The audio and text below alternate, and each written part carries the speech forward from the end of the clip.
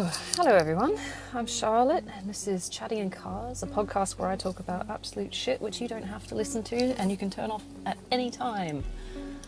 Do not feel inclined to accept any of this as gospel because it's just my dribbling mind as I wander off to work. The topic for today is adulting. It's Wednesday. I think it's quite relevant because I don't think anyone actually knows if they're adulting or adulting right or correctly, if there is a concept of what is to adult correctly. Sorry, I'm just backing up again. I'm sorry if you can hear any kind of tinkling, and you will hear my indicator. The tinkling is not me peeing. It is me and my jewellery, because I do tend to wear a lot of jewellery. I've learned to hoard, given my Viking background. Funny enough, I do have a Viking background, but thanks to my Danish grandfather. Yeah, adulting. What is the correct way to adult? Who knows? It's down to interpretation, quite frankly. I mean, it's the same as when people say, are you successful? Like, do you feel successful? Are you happy with the way you're doing things? Adulting for some is not adulting for others. For example, I'm just watching someone take a load of shit off someone's Verge. Oh yeah, by the way, I do swear. So right now we've got a Verge pickup. I don't know if they do it where you are. But people dump their crap that they don't want outside on the Verge, and the local council comes and picks it up, takes it to the tip for you. They do that once a year, always in winter, I don't know why. But that's some people's version of adulting. But there's always someone or a bunch of people to come around and collect the crap. And while I do support the recycling side of things and the upcycling side of things, it is a bit creepy having someone coming around on your front lawn or your, road strip or something like that and just rifling through your crap. It's I used to, when I was in an old house I was renovating, it's a big, fairly big house. It was my dead grandfather's house. My parents assigned me the job of renovating it myself by hand because they're in their late 60s now and they just didn't have the energy at the time or effort, so I got the job. But it was a fairly empty house, so every noise that was outside echoed, and so when people came around to rifle through the stuff on the front verge, honestly it was terrifying because I lived across the way from a pub which was noisy enough, but then you got people banging around at the front of your house and you're sitting going, shit, are they breaking in? And it's a rough area as well, so I'm like, oh god, okay. So yeah, I learned to try and ignore that shit for a while. I mean, they left it there for about a month, the council, so I had this little scurry of rat people turn up and start taking like old dead people shit. So that's kind of horrible. I mean, I would feel bad because it was my dead granddad. But to be honest, he was a bastard, so I don't feel that bad. I mean, it's horrible, isn't it? I mean, usually people are attached to their grandparents. There's an example. He did not adult very well. He was quite a horrible person. Very conniving, manipulative, puppet master kind of guy. But that he deemed that as his version of success, which I could never agree with, but, different people, different things. My version of adulting is, okay, it depends on what position you decided to take on in life. If you are a parent, for example, I expect that your kids are clean, healthy, well-fed, housed, not spoiled little shits. And I take that as part of your version of adulting. It's like, if you have kids, it is your life now. You don't get to be you. Your job now solely is to look after those kids. That is adulting for me. If you've chosen, like me, not to have kids, just because I work with kids and I'm like, I really don't want this shit. Plus I've had a couple of miscarriages which completely tainted my view of pregnancy, and there's so much trauma going on there that I'm just like, you know what, I don't fucking want kids. That's a whole different podcast. If that's your view, you don't want kids, then you should be successfully able to support yourself. If not, you and your partner as well, and it's a group team effort where you support each other. That is successful adulting. Independence, knowing that you can organize stuff yourself, not have to rely on other people, not in a cruel way where you completely isolate yourself from other people, but self-sufficiency, really, to stand up and say, I can hold my own. If I need to, I can hold other people's own as well. I mean, that is adulting to me. It's responsibility. Think about the way you might need your parents. I mean, my parents weren't the great example. They were abusive. So I was taught independence from a very young age, mainly because I was forced into the limelight, but great, that's a whole different podcast. So as a child, I was adulting. Not that I knew that I was doing it at the time, but you look back as an adult and you go, holy shit, I was very capable at a very young age and I shouldn't have had to be. But I was.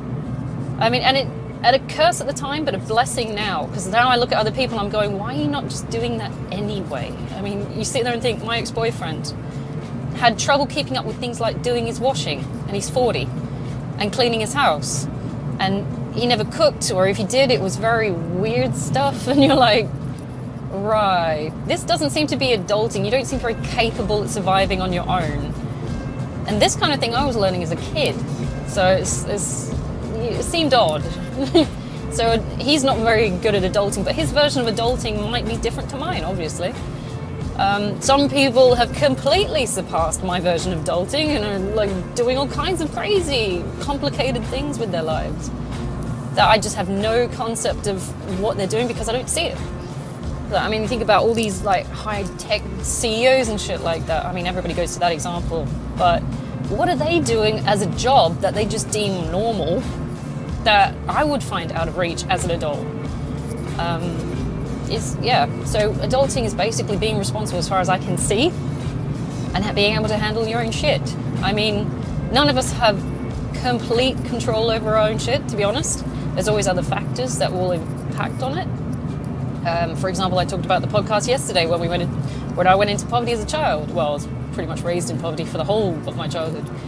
But it was impacted by factors whereas I didn't consider that my dad would lose his shit and have a nervous breakdown, or that he would have Peter Pan syndrome. I didn't have any control over that. I was just sat in those circumstances. And as a result, I had to learn to be an adult from a young age. My mum enforced it. She didn't understand or predict that she was going to need to, take on such a heavy load because of him. I mean, these are the fights you choose, right? Isn't it? She could have just left, which would have been a whole nother bag of tricks. But adulting, and it's down to the culture as well. I mean, as I said before, the age of understanding in Judeo-Christian or maybe Jewish culture is about 14. By 14, you're supposed to understand right and wrong. I mean, honestly, you can learn earlier, to be honest. We learn from birth, when it's instilled basic understanding of what you should and shouldn't be doing, but relative to your culture and values at the time. But, I mean, even in your conscience, everyone's got a conscience. We all know, gut feeling, what we should and shouldn't be doing. So it's not really that hard to understand.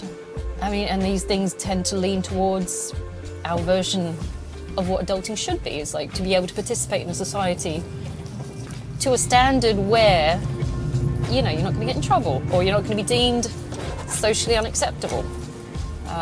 And to not be adulting is often deemed socially unacceptable, particularly from 18 on. It's legal age of adult is defined as from 18 on, in our country at least. In America, I think it's 21, which is very odd because they have weird gun laws where you can buy a gun technically as a child. So I'm like, what the fuck, America? You can buy a gun at 18 or something like that, but you cannot, be conceived as an adult until you're 21. I could be wrong. I will check on that, hopefully. I'll remember. I've got a memory like a sieve, but I hope so. I successfully shoot someone, but I'm incompetent at voting, only because I'm 20. It's like, it's a weird mindset. Ugh, crazy. It's down to the culture and values of the system you're situated in. Jewish people have a bar mitzvah, which where they consider themselves to be mature at, I say 14, 15. And I'm not sure, honestly, and do correct me if I'm wrong, if the girls go through a similar situation, I'm not sure. I know the boys have to do it because they have to learn the Hebrew text. And once they've done this and they're being recognized as participants in the culture and the religion, then they're deemed as adults. And they have to act a particular way. So it's also subject to the rights of that particular subgroup that you belong to or want to belong to. You have to act a particular way in order to participate, to belong.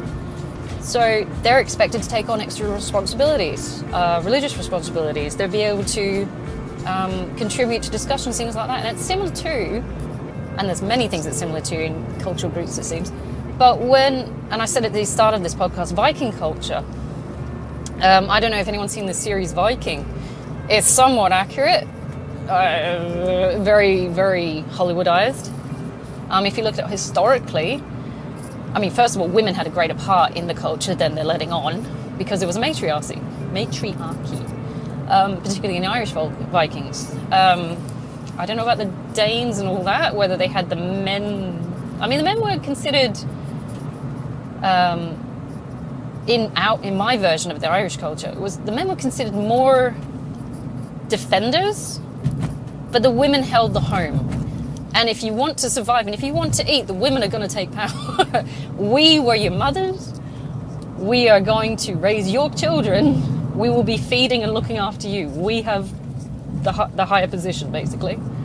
And some guys are not going to like that, because they're going to be like, ew, girls. But the girls are going to go, yeah, that's pretty, as far as I can see, it's still relative to now. I mean, guys, I've known lots of guys that are more than willing to just let the girls take over, just keeps the peace. Everything keeps running, you know, as then they go off and work. And that is the traditional gender roles. Not that they should exist, because it should be more than even. At this point, we're way too late in the game to start saying boys have to do this and girls have to do this. And of course, when I say boys, I mean biological terms, and girls, I mean biological terms. So if anyone's going to start nagging me about, I don't recognize gender, or you just assume my gender identity, I'm like, no. Inevitably, when you boil it all down, it comes down to the individual. What does the individual want to do?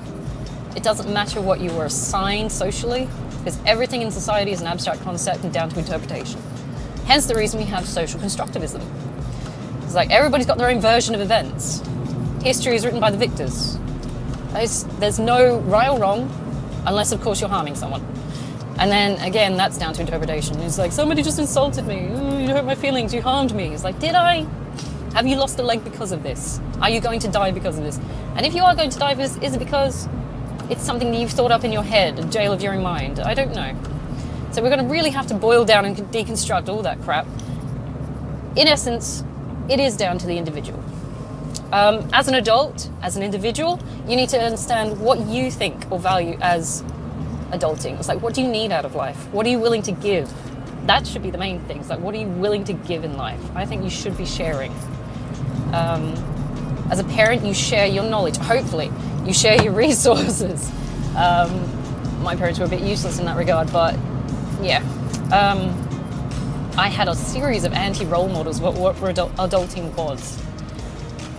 My dad was a smoking, gross, berserker guy who didn't wash, who didn't contribute really to any kind of parenting method that was deemed responsible. He held down jobs maybe for 2 years at a time, and then he rage quit and fucked off. To me, that is a bad example of an adult, because the children suffered. We caught a lot of psychological, emotional abuse because of him. We also went without a lot, because even though the whole time when he was employed and he was bringing money in, and even when we were on the welfare, he was somewhat providing financially for us in terms of food and stuff like that, but he was still doing things like smoking, so that would cost a fortune. So anything that he made was getting sidetracked by this, you know, smoking addiction. So a lot of times we went without just to, you know, keep him fucking calm, because if he didn't smoke, he was worse. I mean, I can only imagine how much that would be amplified if the father or the mother or whoever was like a drug addict or something. It just makes it worse. He was just a smoker, but he already had the predisposition to be a berserker, which was, when he got going, fucking terrifying. Especially this guy is like twice your height, twice your width, and he's just flaming going. And you're like, I don't know how to handle this. I don't, and because I'm autistic, I already have the sensory issues, so loud noises fuck me up. So he's going off. My instinct is just go fuck this and run. So I hid a lot when he was kicking off. Wow, that's some crazy shit to remember. So he's possibly one of my worst examples of adulting. It's like I saw that and I said, I don't want to do that. I'm not going to be that. My other example, these are my first-hand examples. My mum, controlling, physically abusive. She smacked the fuck out of us. There was no need for that level of aggression. not on a child, not someone who's half your size and weight. It's like, this is like being smacked around by a giant. This is not just a case of someone on your same height, same weight. It's like, even in like boxing and wrestling, they have weight classes.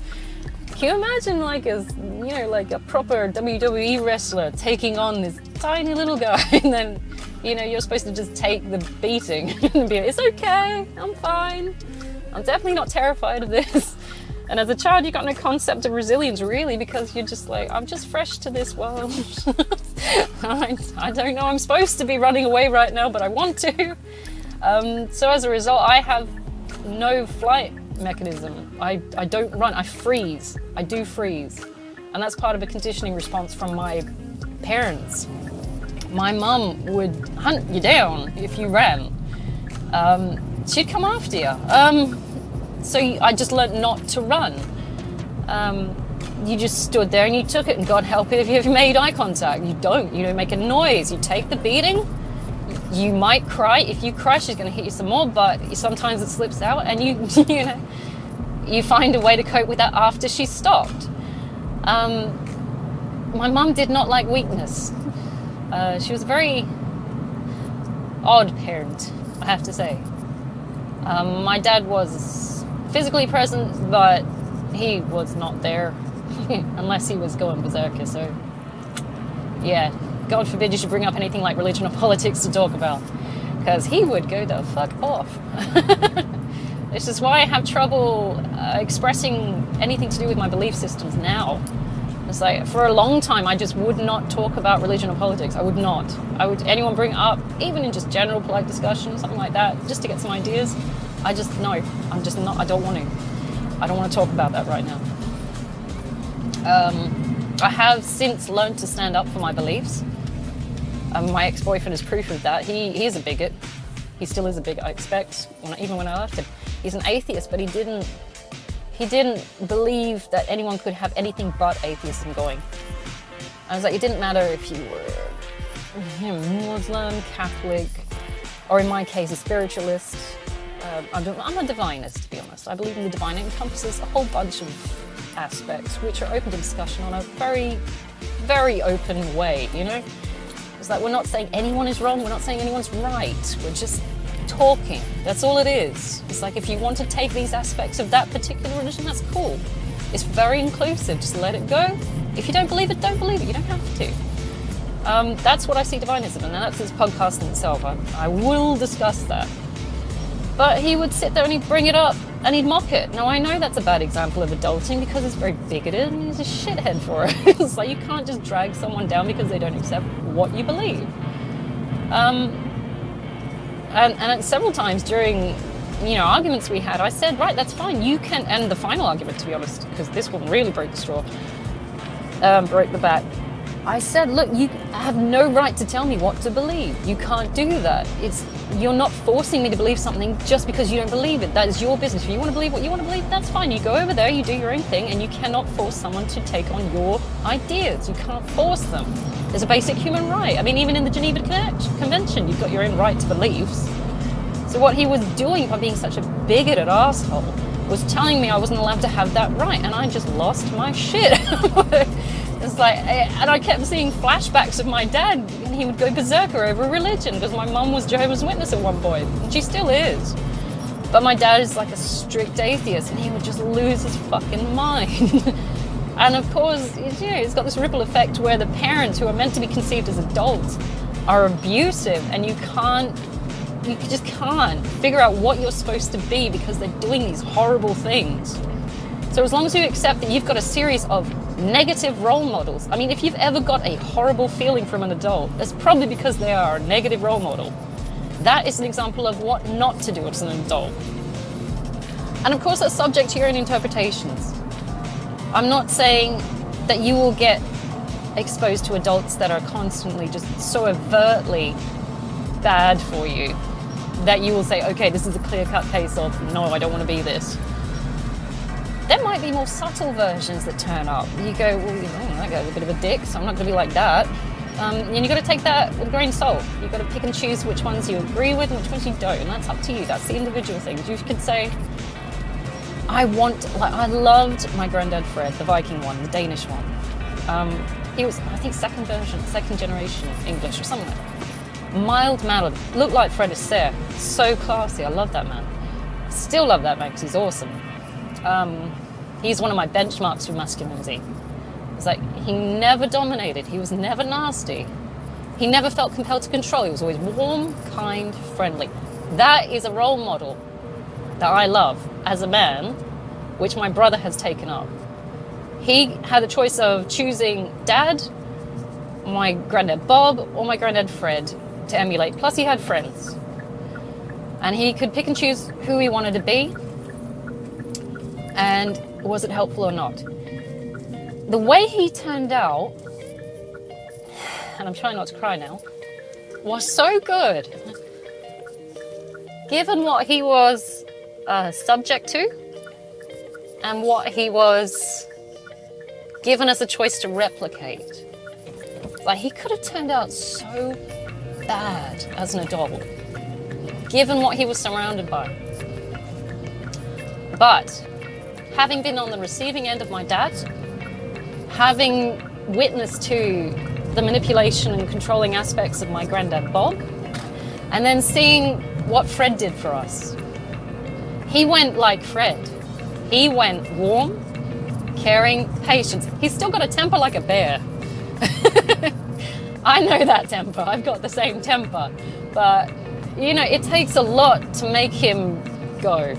He's slow and steady. He's gorgeous. So when his wife kicks off at him, I get pissy. Because I'm like, you don't know what you've got. Let him do his shit, man. He's a good guy. So, he turned out so well. Like, so well. I'm totally stoked with the way he turned out. He could have gone berserker like my dad. He could have been a whoring prick like Bob. But he chose. He absolutely chose to turn out like Fred. And I'm so proud of him for that. God. Oh my God. Okay, sorry, I'm just getting a bit weird. But, yeah, you've absolutely got a choice with the way you turn out. I mean, all of my siblings were born into poverty. Our version of adulting straight off the bat was a negative one. It was avoid your own responsibilities. Anger, a lot of fear, a lot of abuse, a lot of just blaming everyone else and then taking a victim mentality. But we all chose, all four of us chose not to take on that shit because we knew where it ended. I knew when I looked at Bob, because Bob died alone. He died alone because he was an asshole and nobody wanted to tolerate his company. I mean, my brother did, up until the end. My brother kept checking on him. Is he okay?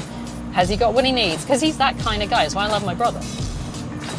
But us girls, the three girls, were like, he is a prick and a pervert and we want nothing to do with him. We just ditched him. It's like, there were times when he was so creeper. You know, he was a pervert. He would sit there and he would play with his nipples while he was talking to you. And you're like, what the fuck, dude? I'm your grandchild. What is this perversion you picked up? And how long have you had it? And no wonder mum doesn't want us being left with you. I mean, that was in my 20s. I used to have to go and visit him. And that was my example of what not to be. Although, I have to say in his defense, there are some aspects of his personality and behaviors which I have picked up, which are not bad.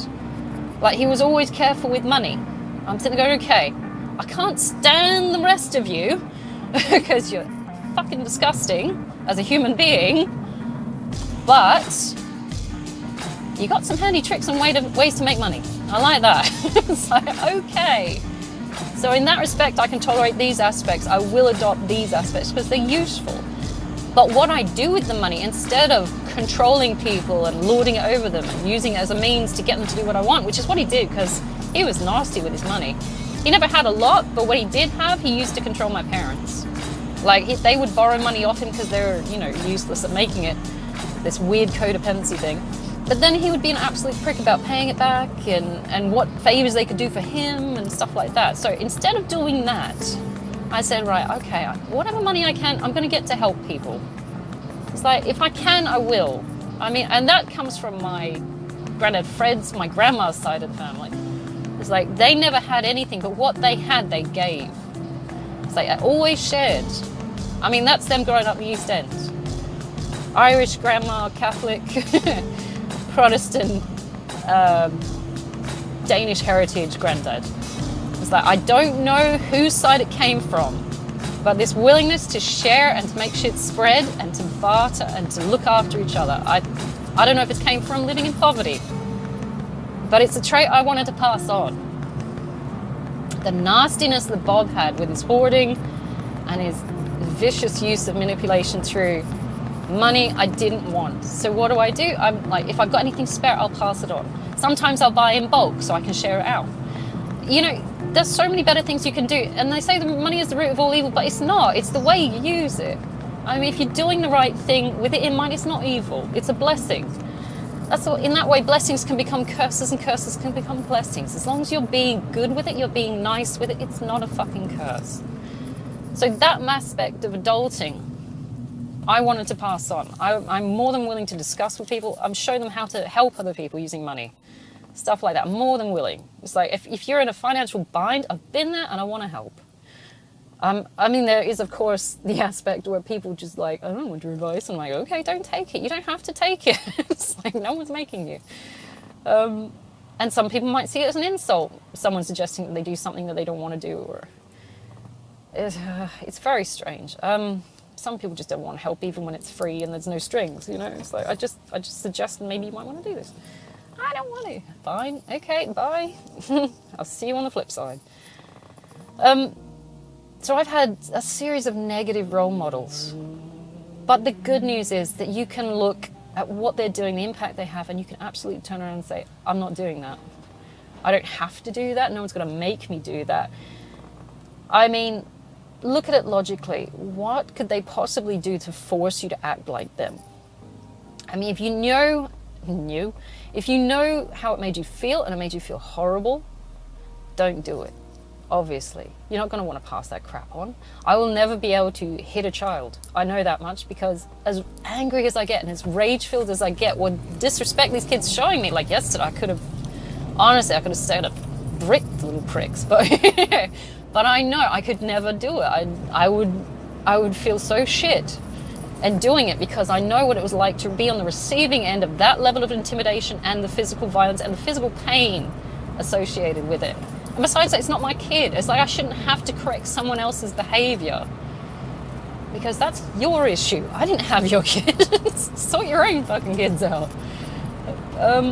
So what I do is, and like in the case of yesterday, as I'm a relief teacher, I said, right, okay, this is the way you're going to behave. All right, I've got you guys for an hour. That's it. And then I'll go on to the next class for an hour or something like that. It's always like either 2 hours or an hour, you know, in blocks. I said, this is you. I know where this is going. And I had to say this to myself just to calm my anger down because I'm like, I'm not going to do what my parents did. I'm not going to just berserker it and smack the fuck out of a kid. This is you. You're the individual as the kid. Even though you're a kid now, you have to live with the consequences of your actions. I won't even be around when the consequences hit. I'm going to be doing my own thing. I'll be somewhere else in a different classroom doing something else. But in my head, I had to isolate the situation. I'm like, no, this isn't you versus me. This is you versus you because you just fucked yourself long term by doing this. Because now I'm not going to come back because I don't deserve that treatment. I don't know that one. That's a form of self-love going, no, I'm putting this boundary up. And knowing in the end, I've seen this enough times to know where this kind of kid is going to go. Unless they start pulling their head in. And I don't feel any kind of guilt because I should feel bad because I'm like, I know where you're going, but at the same time, it's down to the choice of the individual. You are looking at what kind of an adult you are going to turn out to be by looking at the way the kid reacts to circumstances in their childhood. It's like, in a large chunk of cases, like when I was a kid, I was not the kind of kid that would mouth back at a teacher. No way. Absolutely not. I was happy to be there. I was happy to be there because if I went home, I got the shit kicked out of me. I was very, very happy to be in school. We were doing boring stuff, but no one was shouting at me or hitting me.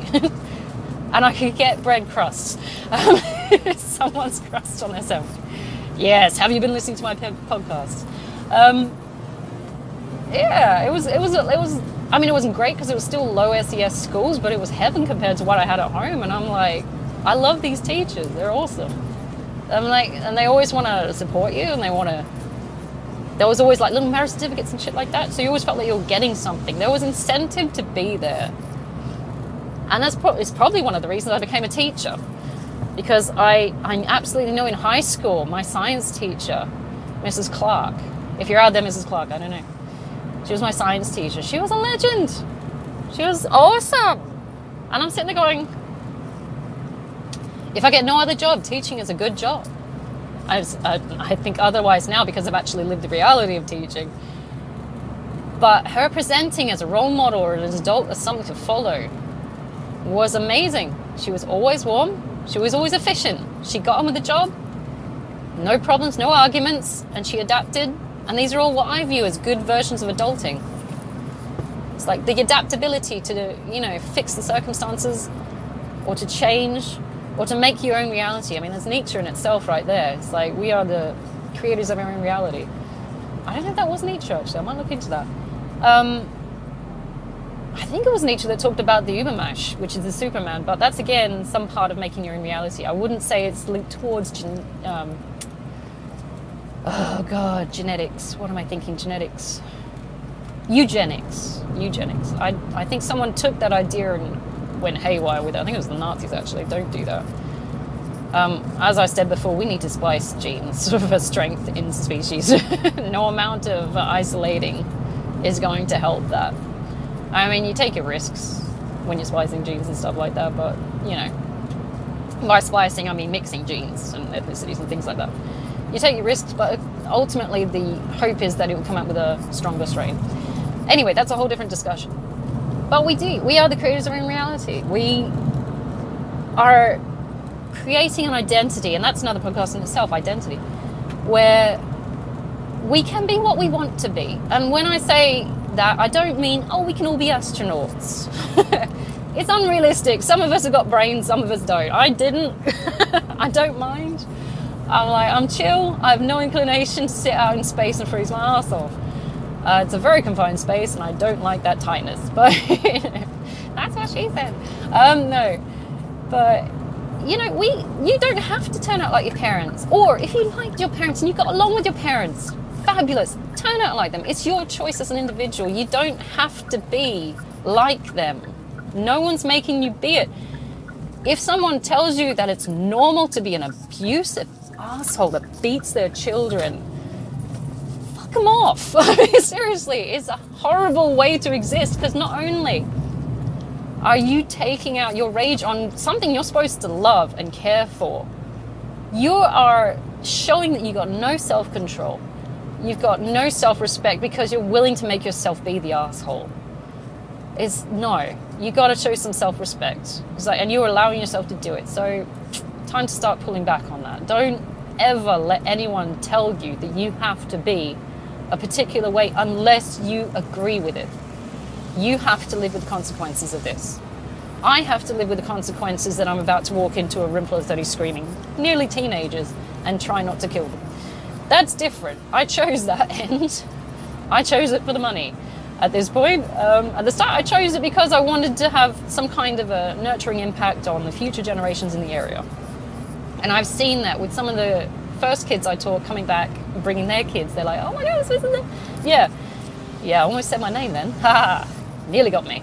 I was a Mrs., I'm not anymore. But I've seen that impact, and I know what I'm doing is an okay job, because the kids will still come back. They're more than happy to come back. If you don't want to go back to somewhere, you'll fuck them right off. You'll avoid that like the plague. So the fact that they brought them back, and they brought their kids, I'm like, oh my God, I can't believe you came back. I must be doing something right, okay? So for me, that's like, good, I didn't turn out like my parents. My anti-horrible role models, non-adults. To have such a negative impact on something like that, like the future, and a ripple effect, my God, shows me that you're not being an adult. If you've got some horrible mental issues, you need to sort that shit out before you inflict it on someone else. To not sort your own shit out and then cause a ripple effect like that shows me that you're not adulting. It's horrible. That's just being very immature and possibly even scared of having to confront your own demons. And maturity comes with adulting, I'm afraid. Yes, you're going to have to grow up a bit. We all have to grow up. It's a rite of passage, really, to confront your own shit. If you can harness your demons, yes, by all means. I have rage demons myself. I have the berserker feeling. I know that one. I've known intense anger, and I know where I've picked it up. I have also found a way to not use it in the same way from the same sources that I picked it up. Instead, I've chosen to pour it into projects I use as fuel at the gym. I can feel my body breaking down sometimes because I'm overusing it. I've got cold sore at the moment. I'm haggard a bit because, it's only Wednesday, but I've been burning candles all over the place at both ends. But I know that I would never turn that onto the same behaviors and belief systems that my parents did or people who have caused it as. You can take that spark, that angry little fiery fucking spark, and you can turn it into something that is useful, something that will get you somewhere. I mean, isn't anger one of the best motivators? Some people use depression. Some people think, I'm miserable. I can't do this. I've got to change the circumstances. Some people just sit in the depression. That shows me that you're not adulting. That's just mellowing. You've got to build some kind of resilience there, dude, and get on with the job. I know some people say, oh, if you're just acting tough, that you're just negating your feelings. Don't negate your feelings. The point of stoicism, which my ex-boyfriend still has no fucking concept on, is to feel the feelings, but then use them to keep pushing forward. They did it with the Blitz. They kept going. It was something that they were being subject to, that they had no real control over. They were feeling the feelings. Everyone was fucking miserable, but I tell you what, we punched through. Because fuck the Germans. Not that I feel that way now, because Germans are lovely, but, at the time. Let's be more specific then. Fuck the Nazis. They're assholes. I can't stand them. I still can't stand them. When I see little pockets in the news of these fuckers turning up, I'm going, are you serious? First of all, why? And second of all, that's just dumb. But feel the feelings. Don't avoid them. There's no point. Because you've got to be there. And even if you store them up, it's just going to wreak havoc on you. And eventually you're going to explode. You will explode. You'll have a nervous breakdown, just like my dad did. Lose his shit, lose his job, lose his life.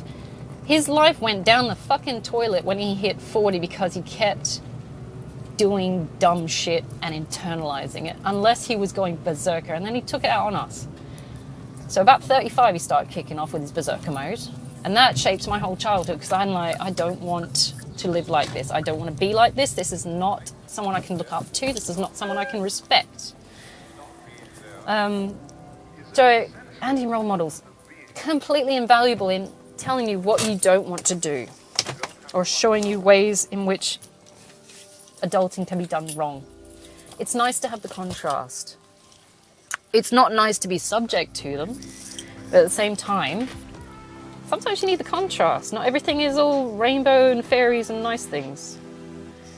As an adult, honestly, you need to consider what you value as something that you want to pass on.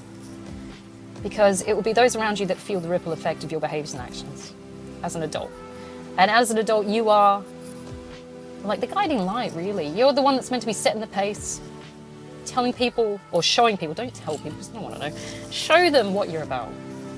It's no good sitting there lecturing someone. They're just going to go, okay, I heard you the first time, and no, don't keep talking because I can't be asked. And then they're going to go the other way because it's like, you keep telling me this shit and I just don't care at this point because you've told me 10 times. Show them the way to be. Show them the benefits of what your version of adulting is. No amount of someone telling me that I need to go and get a Maserati or some shit like that is going to make me do it, because I can see the effect of what having one of those is. If your version of adulting is mass consumption of material goods, to me that doesn't mean anything. I'm not that way inclined, because I know as soon as I get a fancy car, someone's going to try and rob my house. It's like, I've seen the effect of it. It's like, you think it's a status symbol, I think it's something that makes you a target. So it's like, you got to be dumb to do that. It's like, that's when, I love my arse off. And it's horrible too, because it's not a nice experience. I've been robbed that way, so home invasion. I've done that before myself. That's some scary shit, 2 o'clock in the morning, running after these guys. Actually, I didn't run. I got my ex-husband to. It's like, you go get him. But I think it was Kim Kardashian got robbed or something like that. And she was in her home at the time. But at the same time, these celebrities, they're sitting there advertising how much shit they've got on TikTok and Facebook and all this crap. And you're sitting there going, you are just making it really easy. Or like pimp my crib or something like that, you know? They're making it really easy to let people know what they've got. And your security system's not going to be any good if anybody wants that shit. So that version of adulting, that vanity, that's not interesting to me. I don't see that as a valuable thing. I'm more covert. I'm like, if I got something nice, I'm going to put it somewhere. You know, I'm not showing off. There's no point. Vanity and flamboyance like that, no, it's not worth it, because someone's going to take that shit off you at some point. Violently, maybe. I don't know. I mean, if you've got something of that much value, they generally come after you with something like guns or something. So if you want to get shot, yeah, keep sticking your head above the trenches, go for it. But that version of adulting just seems very immature to me. It's like, I mean, imagine if you got kids in the house and you're doing that, and you're just saying, like putting a big flag on your house saying, come and rob me, come and assault me. My kids are home, this is great. You're traumatizing these buggers. You know, it doesn't seem like a good role model for adulting to me. All right, so I pulled up to work. I'm going to have to leave because I've got 1, 2, 3 cars now staring at me. Thing to take away from this. Adulting. Look at what you value. I mean, if you want to belong to the society, fabulous. Go for it. Try and find a peaceable way to do it. If you don't want to belong to the society, but you still have to use the society like I do, at least find a mid-ground. It's like, I don't accept the practices that these, you know, housewives and mums tend to do. I didn't choose that lifestyle, it's not for me. But I can coexist amongst them, because nothing that I deem as an adult or as an adult role conflicts with what they're doing. To be honest, it's a symbiotic relationship which benefits us both. I didn't have kids, but I will semi-raise theirs in a classroom. That's my version of adulting. It benefits us both. They get to go and do their thing for the day, I get paid. It's like, that seems responsible for both of us. I mean, at least I know that the parents aren't overstressed because they're trying to do everything. I've had a series of role models. If you're looking at your role models that you've been raised with and they're not giving you the support and care that you need, then you have a choice. Do you want to be like them or not? You don't have to be. You could go the absolute opposite way. Look at my brother. He's done fabulously. He's an amazing dad. He's an amazing husband. I'm quite jealous of his wife, to be honest. I'm like, I wish I had married one of those. Instead, I got the other way. I got the Peter Pan syndrome asshole that cheats. You can absolutely make a choice about who you want to be. You create your own reality. You are the master of your own ship. You know, there's a whole poem about that for Invictus. Yeah, called Invictus actually as well, funny enough. Don't let someone tell you that you have to be a particular way because the way you were raised, where you were raised, who raised you. Adulting is the culmination of what you value in yourself. It's like, if you value freedom, I say freedom, I mean freedom with responsibility. I know the Americans got a very interesting version of what freedom is, which seems to be at the risk and cost of other people's freedoms, which I find that fascinating. And I want to go into that at some point. I think I need to understand the amendments a bit better before I even discuss that. I take on the mentality, you know, do no harm, but take no crap. You shouldn't be having to forfeit your beliefs and rights and freedoms for the sake of someone telling you that you have to be this particular way as an adult. But at the same time, take on the responsibility and know that there are prerequisites for existing within that society or subgroup under those particular aspects. I mean, you're not going to be able to fit in peaceably if you are raising hell. I mean, people are going to look at you crazy because they just want to keep the peace and the stability as an adult. I'm going to have to leave it there because I've got a bunch of kids coming and I've got to go teach. So please do find a way to have fun today. I know it's Wednesday. It's midweek. I'm tired. I woke up tired, to be honest. I know you guys are probably tired too. You've got harder jobs than me, no doubt. particularly some of the people who are working like night shifts and stuff like that. My goodness, you guys are amazing. Keep going. I can't imagine doing night shifts. I really, to me, it's hell. I get to 10 o'clock and I just want to cry. It's like, it's too late. Physically in pain. Have a good one. Take it easy. I mean, be the best adult you can be. Don't let someone tell you that you have to do a particular thing because you were raised a particular way or somewhere where it perpetuates this negative, horrible adulting version. Nobody knows what they're doing, by the way, as well. It's like everyone's version of adult is different. Just take everything with a grain of salt. You don't have to accept everything as gospel. Nobody's got a plan, and even if we do have plans, the plans change. I mean, it does make you feel very unsteady on your feet when it comes to looking for an output. The output should always be, am I happy with what I'm doing? Does it give me some kind of strength, stability? Can I pass this on to someone else? Can I share this information with my kids if I have kids? Will it bring them value? That is adulting. Passing on a legacy that is of value as well. Okay, have a great day. We've only got Thursday and Friday to go. If you're anything like me and you've only got a 5-day work week, if you've got a 6 or 7-day work week, I'm so sorry, my darlings. I hope you get something nice. I really do, something really nice, like a giant fucking cookie or something. Hence the new currency, cookies. Take it easy, okay?